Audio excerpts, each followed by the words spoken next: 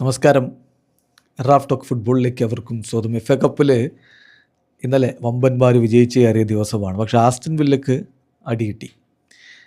New castle United അവരെ ബോധത്തിന് പരാജയപ്പെടുത്തി. അതേസമയം 2-0 മികച്ച വിജയം തന്നെ മാഞ്ചസ്റ്റർ സിറ്റി നേടിയിരിക്കുന്നു സാൽഫോർഡ് സിറ്റിക്കെതിരെ. 1 ഓൺ ഗോളായിരുന്നു, പക്ഷേ മാർഗുയി അവസാന ഘട്ടത്തിൽ ഒരു ഗോൾ കൂടി നേടി 2-0 ടീമിനെ വിജയിപ്പിച്ചു. സ്വാഭാവികമായിട്ടും ഫോർത്ത് റൗണ്ട് മത്സരം 80% ഭരിച്ചുകൊണ്ട് മാഞ്ചസ്റ്റർ സിറ്റി മുന്നോട്ട് പോയി. പക്ഷേ എതിരാളികളെ സംബന്ധിച്ചിടത്തോളം സിറ്റി പോലൊരു ടീമിനെതിരെ അവർ ചെറുത്ത് നിന്നു എന്നുള്ളത് അവർക്ക് ആശ്വാസം നൽകുന്ന കാര്യവുമാണ്. മർമോഷും ചെർക്കിയും റെയിൻഡേഴ്സും ഫിൽഫോർഡനും ഒക്കെയാണ് സിറ്റിയുടെ നീക്കങ്ങൾ നയിച്ചുകൊണ്ട് കളിക്കളത്തിൽ ഉണ്ടായിരുന്നത്.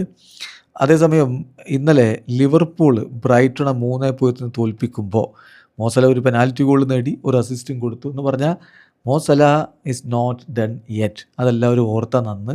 അദ്ദേഹം ഇപ്പോഴും അദ്ദേഹത്തിൻ്റെതായിട്ടുള്ള രൂപത്തിൽ ഇമ്പാക്റ്റ് കളിയിൽ ഉണ്ടാക്കുന്നു. ജോൺസിലൂടെ 42-ാമത്തെ മിനിറ്റിൽ ലീഡ് എടുത്തതാണ് ലിവർപൂൾ. അതിനുശേഷം 56-ാമത്തെ മിനിറ്റിൽ സബോസ്ലായുടെ ഗോള് വന്നു. അതിനുശേഷമാണ് സലായുടെ പെനാൽറ്റി ഗോൾ വരുന്നത്.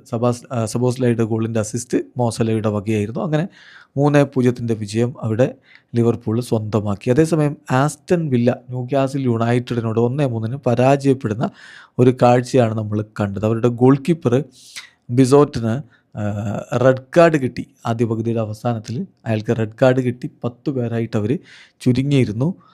ടാമി അബ്രഹാമാണ് ആസ്റ്റൺ വില്ലക്കായിട്ട് ഗോൾ കണ്ടെത്തിയതെങ്കിൽ ടൊനാലിയുടെ ഇരട്ട ഗോളുകളും ബോൾമേഡിൻ്റെ ഗോളും കൂടി ചേരുമ്പോൾ ന്യൂ കാസിൽ യുണൈറ്റഡ് 3-1 വിജയിച്ച് കയറിയായിരുന്നു. വീഡിയോ അവസാനിക്കുന്നു. ഫുട്ബോൾ ലോകത്ത് കൂടുതൽ വിശേഷങ്ങളുമായി റാഫ് ടോക്സിൻ്റെ എത്താം.